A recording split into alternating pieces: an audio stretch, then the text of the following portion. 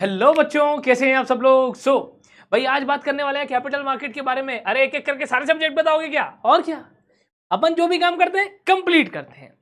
देखो, अब बेटा हम लोग बात करते हैं, क्योंकि हर एक बच्चे के लिए प्रॉब्लम अलग है, हर एक बच्चे के लिए सब्जेक्ट अलग है, हर एक बच्चे के लिए फेवरेट सब्जेक्ट अलग है और हर एक बच्चे के लिए डिफिकल्ट सब्जेक्ट भी अलग है।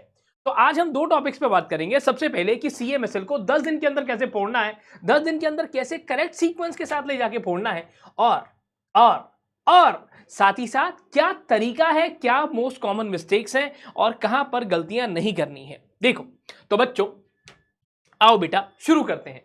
तो देखो, सबसे पहली बात, जिन बच्चों ने ईसीआईपीएल वाला वीडियो देखा है उसको यहां पर बिल्कुल भी अप्लाई मत करना। वो ईसीआईपीएल की टेक्निक है, इस सब्जेक्ट की टेक्निक अलग है। बच्चों, आईपीएल में बैटिंग अलग तरीके से होती है, टेस्ट मैच में अलग होती है, तो दोनों को कभी भी बेटा मिक्स नहीं करना होता। ब्रेकफास्ट में छोले भटूरे तो छोले भटूरे, छोले भटूरे रात को नहीं खाए जा सकते। हर एक जगह पे फंडा अलग होता है। तो यहां पर क्या करेंगे, फंडा सेम पकड़ेंगे, चलेंगे उल्टे ही, पर ऐसा काम नहीं करेंगे कि उल्टा पड़ जाए। तो अब देखो, सबसे पहली बात, इसके अंदर आते हैं प्रैक्टिकल क्वेश्चंस। तो बच्चों, हमेशा जब भी थ्योरी वर्सेस प्रैक्टिकल मिल जाए, प्रैक्टिकल ही करना, प्रैक्टिकल ही करना अगर आता है तो। क्योंकि थ्योरी में फिर एक बार तुक्का मार सकते हो कि भैया चलो नहीं आता ये लिख देता हूं, प्रैक्टिकल में तुक्का नहीं लगता। पर अगर प्रैक्टिकल आता है तो मजे की बात यह है कि 5 नंबर का अगर क्वेश्चन है और आपने सही किया तो 5 में से 5 ही मिलेंगे, कम नहीं मिलेंगे, एक नंबर भी नहीं घटेगा। अब सर थ्योरी में क्या प्रॉब्लम रहती है बेटा, 5 नंबर का है, जितना मर्जी अच्छा लिख लो, एग्जामिनर 4.5 से ऊपर तो देगा ही नहीं, 4 दे दे तो भी गनीमत है। यही चक्कर होता है कि थ्योरी में नंबर कम आते हैं हमेशा, है ना। थ्योरी में कभी किसी बच्चे को आप 100 ऑन 100 नहीं देखोगे, मुश्किल हो जाती है। कह रहा सर, और ऊपर से हम लड़कों की हैंडराइटिंग तो माशाअल्लाह है वैसे भी। कह रहा पर प्रैक्टिकल के अंदर 5 में से 5 स्कोर करना पॉसिबल है, आपको आता है, अच्छे से कॉन्सेप्ट क्लैरिटी है, हो जाता है। अब बात करता हूं सबसे पहला फंडा कि रिवीजन करने की राइट सीक्वेंस क्या है। अब इसके साथ ही साथ सबसे पहले हम लोग वो चैप्टर से शुरू करेंगे जहां पे बच्चों को मुश्किल लगता है। यानी कि भाई आसान चैप्टर से सब लोग रिवीजन शुरू कर रहे हैं, आप उल्टे से शुरू कर रहे हो। हाँ, उल्टे से। Mutual fund plus collective investment scheme.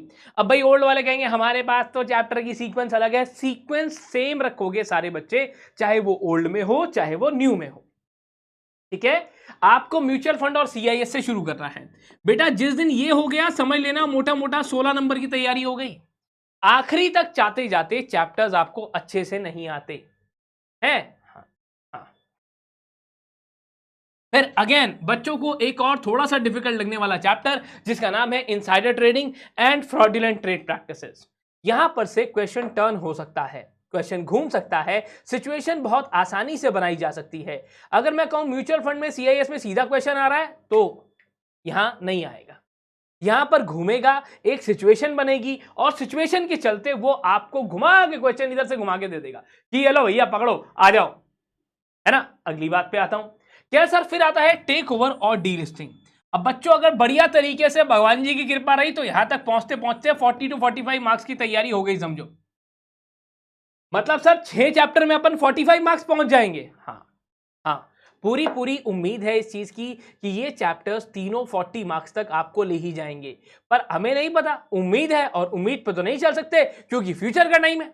क्योंकि भैया गड़बड़ हो गई तो अटेम्प्ट लग जाएगा, 6 महीने चले जाएंगे। ज्यादा पंगा नहीं लेते बेटा, उम्मीद के ऊपर काम जरूर कर सकते हैं। अच्छा, अब इसके साथ साथ इशू ऑफ सिक्योरिटीज यानी कि आईसीडीआर रेगुलेशंस, और साथ ही साथ आप फोकस करोगे उसके साथ में अबाउट जहां पर आप नॉन कन्वर्टेबल सिक्योरिटीज के बारे में, नॉन कन्वर्टेबल डिवेंचर्स के इशू के बारे में पढ़ते हो, ठीक है। ओके, इसके साथ साथ अगले फंडे पर आता हूं, एलओडीआर 2015। अब बच्चों ये एलओडीआर 2015 क्या है, लिस्टिंग ऑब्लिगेशंस। यहां पर टाइम लिमिट्स हैं। अब हर एक चीज की टाइम लिमिट के ऊपर बच्चे बहुत ज्यादा कंफ्यूज हो जाते हैं बेटा। टाइम लिमिट क्या अगर याद करते चलोगे, क्या 2 दिन में करना है, क्या 1 दिन में करना है, क्या आपको 7 डेज में करना है, क्या 15 में करना है, नहीं। उसको सही याद करने का तरीका है one time compliance, quarterly, half yearly.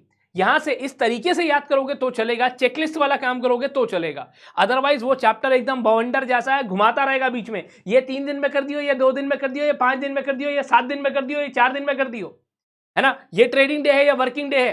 कह रहा सर ऐसा परेशान नहीं होना है, इसको करने का सही तरीका वैसा ही है। कह रहा अगले फंडे पर आता हूं। तो बच्चों इसके साथ साथ इंटरमीडिएट वाला चैप्टर भी अच्छे खासे कहीं ना कहीं मुझे लगता है एक क्वेश्चन 6 नंबर का यहां से उम्मीद बनती है। हाँ, इसके साथ पूरी उम्मीद बनती है, पूरा फंडा बनता है। जैसे डिपॉजिटरी के अंदर कहीं ना कहीं 4 नंबर का एक क्वेश्चन बनता है, चाहे वो रीमैट पूछ ले, डीमैट पूछ ले, ऐसा कुछ भी कर ले, है ना। आपको ये बोल दे चलो यार ठीक है मेरे शेयर्स हैं, है ना, अब एक बात बताओ कंपनी आईपीओ लेकर आ रही है, क्या करूं, क्या ले आऊं क्या, है ना, कुछ भी पूछ सकता है ना। इसके साथ साथ एससीआरए, जैसे इसमें से भी बहुत बार हम लोगों ने क्वेश्चंस देखे हैं related to public share holding, कि पब्लिक शेयर होल्डिंग कम होगी भाई, क्या करूं, तो अकॉर्डिंगली। और उसके बाद जाकर मैं हमेशा से कह रहा हूं कि जो चैप्टर्स डिफिकल्ट लगते हैं वो पहले रिवाइज करना। अगर जो चैप्टर्स आपको इजी लगते हैं वही आप बार बार रिवाइज करते रहे तो बच्चों रिवीजन में मजा नहीं आएगा। सर बायबैक तो आपने बताया नहीं। अरे यार जहां पर डीलिस्टिंग पढ़ा आपने, डीलिस्टिंग प्लस बायबैक, ये लो।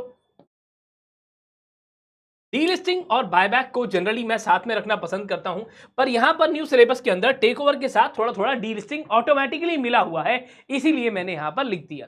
अगर आप वहां ना करना चाहो तो आप यहां पर भी आके बायबैक कर सकते हो बिल्कुल एंड में। बायबैक बेटा बच्चों को डिफिकल्ट नहीं लगता, रीजन मीन क्योंकि बायबैक के छोटे से प्रैक्टिकली तो है यहां पर, अदरवाइज तो आपने कंपनी लॉ में पढ़ा ही हुआ है।